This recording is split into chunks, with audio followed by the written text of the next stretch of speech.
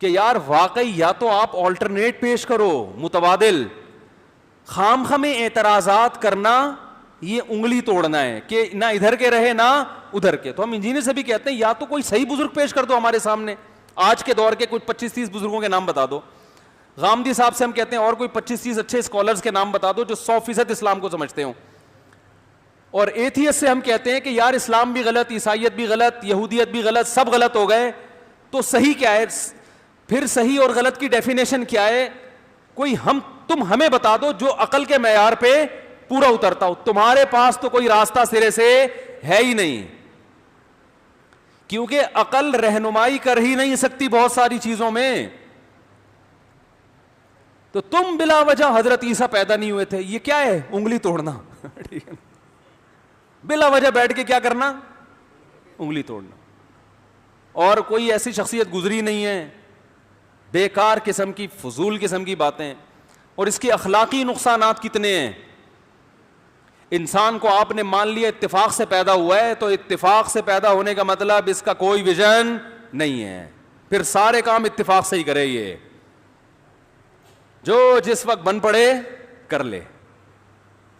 جس کا کوئی انسانوں میں اگر ہدف بنانا پڑتا ہے, لائف کا پرپز کیا ہے, آپ کا ویژن کیا ہے, یہ نہیں بناؤ گے آپ ڈپریشن کے مریض بن کے مر جاؤ گے, آپ پاگل ہو جاؤ گے, آپ کو پتہ ہی نہیں ہے صبح اٹھ کے میں نے کرنا کیا ہے. یا تو آپ ہوس کے پجاری بن جاؤ گے, نفس کے غلام, بس شہوتیں پوری کرنی ہے میں نے, ہر آنے والا دن پہلے سے زیادہ لذت میں گزرے. تو یہ انسانوں کا ویژن نہیں ہو سکتا, اس سے تعمیری سوچ پیدا نہیں ہو سکتی. تو پھر تعمیری سوچ کیسے پیدا ہوگی آپ بتاؤ؟ ان کے پاس کوئی راستہ نہیں ہے. اور میں بار بار یہ بیان بھی میں کر چکا ہوں, لیکن ابھی موضوع آیا تو میں پھر دوبارہ کر رہا ہوں کہ باطل فرقے کو پہچاننا, یاد رکھو 2 منٹ کا کام ہے, زیادہ لمبی چوڑی بحث نہیں کرنی پڑتی باطل سے. باطل جب آپ پر اعتراضات کرے نا, تو ان اعتراضات کے جوابات میں نہیں پڑھو. آپ بولو ان اعتراضات کی بنا پر میرا مسلک ہو گیا غلط, لیکن تو اگر مجھ پہ 10 اعتراض کر رہا ہے نا, تو جس مذہب کی طرف مجھے دعوت دے رہا ہے اس پہ 10,000 اعتراضات ہیں, تو ان کا جواب دے دے تو میں تیرے مسلک کو قبول کر لوں گا, تیرے مذہب کو قبول کر لوں گا. مثلا ہندو یہ اعتراض کرتے ہیں کہ مسلمان بقرعید میں جانور ذبح کر کے ظلم کرتے ہیں, اسلام کا یہ حکم صحیح؟ بولو بھائی نہیں ہے. فرض کرو مان لیا صحیح نہیں ہے. میرے پاس اگر کوئی ہندو آئے گا نا, کہے گا اسلام کا یہ حکم ٹھیک نہیں ہے کہ جانوروں کو کاٹ رہے ہو, ظلم کر رہے ہو. میں کہتا ہوں فرض کرو اللہ نہ کرے یہ اسلام پر اعتراض صحیح ہے, میں اسلام اللہ نہ کرے نقل کفر نباشت میں اسلام چھوڑتا ہوں, لیکن مجھے پھر یہ ثابت کرو کہ تو جس مذہب کی دعوت دے رہا ہے مجھے, اس مذہب میں اس سے بڑے بڑے اعتراضات نہیں ہیں. اگر اسلام کی طرف ایک انگلی اٹھ رہی ہے تو آپ کے مذہب کی طرف 20 انگلیاں اٹھ رہی ہیں. سب سے پہلے میں یہاں سے بات شروع کروں گا کہ میں گائے کاٹتا ہوں اللہ کے حکم پہ, میں اللہ کی عبادت کرتا ہوں. تمہاری عبادت کہاں سے شروع ہوتی ہے؟ پتھروں کے معبود سے. تو میں پتھر کے سامنے کیسے جھکوں بھائی؟ اس کی کیا دلیل ہے بھائی؟ میں گائے کے پیشاب کو مقدس کیوں سمجھوں؟ اس کی کیا دلیل ہے؟ میں گائے کو اپنی ماں کیوں بناؤں؟ اس کی کیا دلیل ہے؟ دودھ تو بھینس کا دودھ زیادہ پیا جاتا ہے. میں نے تو بکری پالی ہوئی ہے بھائی, مجھے تو وہ دودھ پلا رہی ہے. ہمارے ایک رشتے دار تھے وہ شپ میں نا, تو وہ ان سے کسی ہندو نے کہا کہ آپ دیکھیں نا گائے اتنی دودھ پلاتی ہے, آپ گائے کا دودھ نہیں پیتے؟ انہوں نے کہا نہیں میں تو بکری کا پیتا ہوں. حالانکہ وہ پیتے نہیں تھے, لیکن ایک مثال تھی. اس کا مطلب میں بکری کی عبادت کروں پھر؟ اور جتنا ہم دودھ پیتے ہیں اس سے زیادہ خدمت تو ہماری اور بھی مخلوق کرتی ہے. وہ مخلوق ہماری, بہت ساری مخلوق اور اس سے زیادہ خدمتیں کر رہی ہے ہماری. تبھی تو جو جھوٹے خداؤں کے قائل ہیں ان کا پھر ایک خدا نہیں ہے. کبھی وہ ستاروں کی پوجا کرتے ہیں, کبھی وہ روٹی کی عبادت کرتے ہیں, کبھی کس کی. تو اللہ نے تو ہمیں اس کنفیوژن سے نکال دیا کہ بھائی یہ ساری تمہاری خدمت کے لیے میں نے لگائے ہیں, یہ اپنی مرضی سے تھوڑی کر رہے ہیں تمہاری خدمت. ارے گائے اپنی مرضی سے تھوڑی خدمت کر رہی ہے, بیل اپنی مرضی سے کر رہا ہوتا نا تو نہیں کر رہا ہوتا. وہ کہتا میں کیوں ہل کے آگے, مجھے کیوں جوت رہا ہے صحیح مجھے کیوں لگا رہا ہے, میں اتنا پاورفل اتنا طاقتور, میں ہل کیوں چلاؤں. اس کی آنکھوں میں پٹی باندھ لو, 24 گھنٹے گھومتا رہے گا. کولو کا بیل ہوتا ہے نا, گھومتا رہے گا.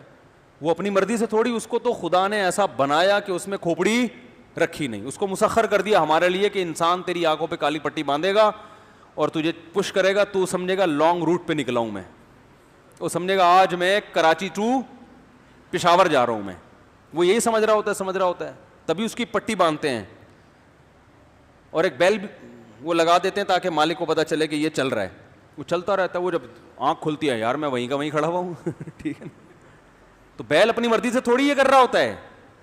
ہم مچھلیاں کھاتے ہیں, مچھلی اپنی مرضی سے تھوڑی ہمارا نوالا بنتی ہے, تو یہ سب اللہ کی قدرت ہے, اللہ نے ان کو ہمارے لیے مسخر کیا. تبھی تو قرآن نے کہا لا تسجدوا للشمس ولا للقمر. بہت سے لوگ سورج اور چاند کو سجدہ کرتے ہیں کہ سورج اتنی خدمت, سب سے زیادہ خدمت تو سورج کر رہا ہے. سورج اگر روشنی برسانا بند کر دے تو گائے بھی دودھ نہیں دے گی, گائے کو کھانے کو ہی نہیں ملے گا, پودے ہی نہیں اگیں گے, اور اگر دودھ دے گی بھی تو اس دودھ سے وٹامن ڈی اور کیلشیم نہیں بنے گا, کیونکہ دودھ ہڈیوں کا جزو بدن اس وقت بنتا ہے جب ہڈیوں کو دھوپ بھی ملے. ڈاکٹر کہتے ہیں نا کیلشیم کی کمی وٹامن ڈی کی کمی سے ہوتی ہے. وٹامن ڈی میں ہوتا کیا ہے کہ کیلشیم کو آپ کی باڈی کا حصہ بناتا ہے, یعنی دودھ میں کیلشیم ہے نا, تو وہ جزو بدن, گاڑی اردو استعمال کر رہا ہوں, یعنی بدن کا پارٹ اس وقت بنے گا جب اس پہ سن لائٹ لگے گی. تو زیادہ خدمت کون کر رہا ہے؟ سورج کر رہا ہے. تو اسی وجہ سے بہت سے لوگوں نے سورج کی پوجا کرنا شروع کر دی, یار یہ تو بڑی خدمت کر رہا ہے. اللہ نے فرمایا یہ اپنی مرضی سے نہیں کر رہا, یہ میں نے اس کام پہ لگا دیا. اس لا تسجدوا للشمس ولا للقمر, نہ سورج کو سجدہ کرو نہ چاند کو.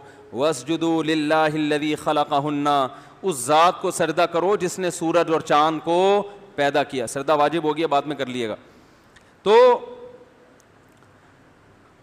اگر میرے پاس کوئی ہندو آئے تو میں اس کو 2 منٹ میں اس طرح سے کیا کر دوں گا, ٹہلا دوں گا. بھائی میں اسلام کو چھوڑ کر کوئی مجھے دوسرا راستہ تو بتا, اور اگر تو دوسرا راستہ بھی نہیں بتا رہا اور اسلام پہ بھی اعتراضات کر رہا ہے, تو وہی کام ہے کہ فرینڈس کرکٹ کلب کا نام کیا ہو جانا چاہیے, کیا ہونا چاہیے وہ نہیں پتا, بس سب کو کنفیوژن میں ڈالا, پتلی گلی سے نکل لیے.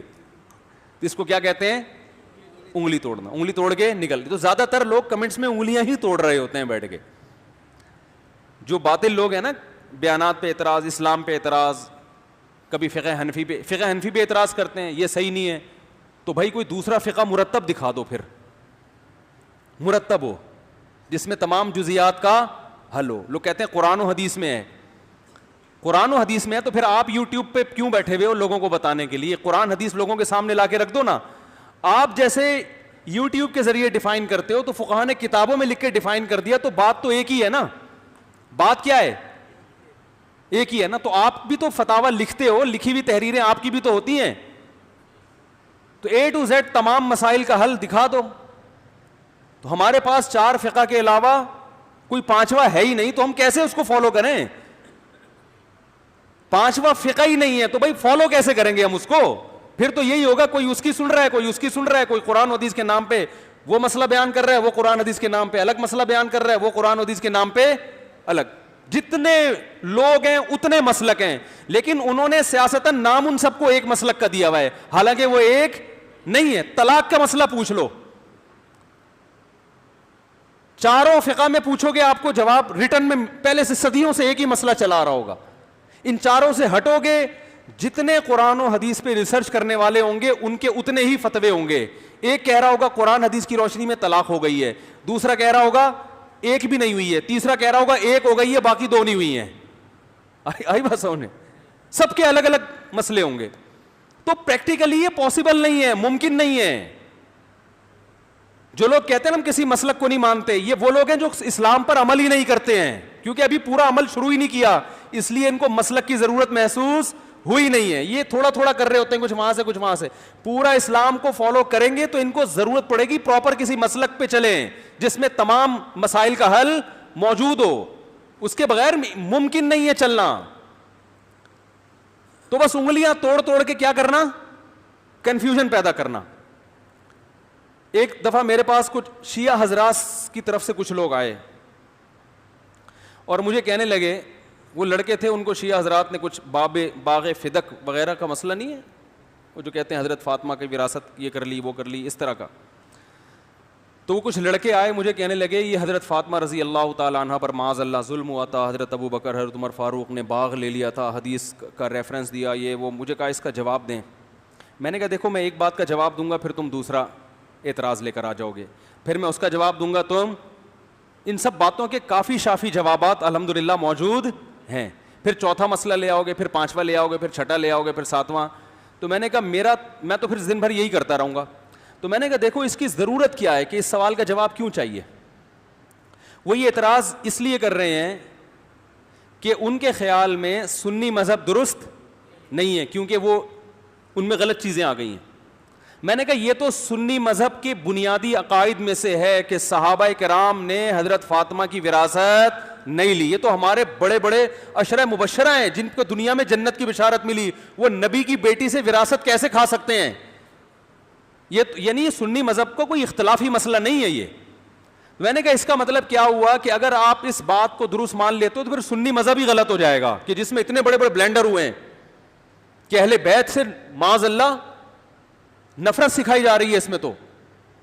تو میں نے کہا ان سے کہیں کہ ہم سنی مذہب کو میں چھوڑنے کے لیے تیار ہوں اس اعتراض کی بیس پہ, لیکن اس شرط پہ چھوڑوں گا کہ پھر مجھے کوئی دوسرا پلیٹ فارم دیں جس پہ اس سے بڑے بڑے اعتراضات نہ ہوتے ہوں. سمجھ رہے ہیں. تو میں نے کہا پھر جن لوگوں نے, دیکھو ہر شیعہ کو انگلی توڑنے کی عادت نہیں ہوتی, میں مانتا ہوں. ابھی محرم آ رہا ہے, ویسے بھی پھر ایک شیعہ سنی کی جنگ نہ چھڑ جائے. جو چیز میں سمجھانا چاہ رہا ہوں اس کو فوکس, لیکن انگلی توڑنے والے ہر ایک میں ہوتے ہیں نا, بحث کرنا بلا وجہ. اہل حدیث میں بہت سے معتدل ہیں, اپنی نماز پڑھتے ہیں نکل لیے, لیکن بعض کیا کرتے ہیں بلا وجہ آپ کو آ کے چھیڑنا. اور یہ دیوبندیوں میں بھی ہوتے ہیں, ہر فرقے میں ہر طرح کے لوگ ہوتے ہیں. تو شیعوں میں بھی بہت ہول سیل کے حساب سے ہیں. آپ بیٹھو گے وہ باغ فدق لوٹ گیا, نمبر حضرت علی کا تھا, ان سے خلافت چھین کے کس کو دے دی گئی, ابو بکر کو دے دی گئی, پہلا نمبر ان کا تھا, یہ کیا ہو گیا. وہ بیٹھ کے نا پھر آپ وہی کیا ہے کنفیوژن. تو بھائی اس کا جواب یہ ہے کہ یار اس سے یہ ثابت ہوتا ہے سنی مذہب غلط ہے, تو میں مان لیتا ہوں غلط ہے. تو مجھے بتاؤ پھر میں سنی مذہب کو چھوڑ کر کس طرف آؤں. کیونکہ اگر آپ اپنے مسلک کی طرف بلاتے ہو تو پھر ہمارے پر اگر 4 اعتراضات ہیں تو آپ پر 4000 اعتراضات ہیں, ان کا جواب دو. تو میں نے کہا باطل کے سوالات کے جوابات میں پڑھنے کے بجائے نا اس سے سوالات پوچھنا, بولو بھائی شروع کر دو. اور اگر وہ سوالات کی بیس پر, اعتراضات کی بیس پر اپنا مسلک چھوڑ دے تو اس سے کہو یہ اس کی علامت ہے کہ واقعی آپ حق کے متلاشی ہیں. پھر ہم اس پہ بھی پھر ہم آپ سے بحث کریں گے. اگر ہم پہ 4 اعتراض ہو رہے ہیں اور آپ پہ 400 ہو رہے ہیں تو اس کا مطلب پہلے ان 400 کو بیٹھ کے حل کرو آپ, ورنہ ہم نہ ادھر کے رہیں گے. کیونکہ شیعہ اور سنی 2 ہی تو مسلک ہیں اسلام میں, تیسرا تو کوئی ہے نہیں بھائی. یا تو سنی ہے یا کیا ہے شیعہ ہے. اب سنی چھوڑ دیا, شیعہ کو قبول نہیں کیا تو کہاں جائے گا آدمی. ٹھیک ہے, اس کا مطلب پھر وہ نیا تیسرا فرقہ نکالے گا بیٹھ کے. تو تیسرے کا امت متحمل, امت میں تیسرا فرقہ نہیں افورڈ کر سکتی, 2 بہت ہو گئے ہیں بڑے بڑے. تو ہم یہاں لٹک کے نہ ادھر کے رہیں گے. تو یہ بھی کیا ہے بھائی, اعتراض کر کے کیا کرنا صرف. تو جو حق کا متلاشی ہوتا ہے نا وہ واقعی حق تلاش کر رہا ہوتا ہے.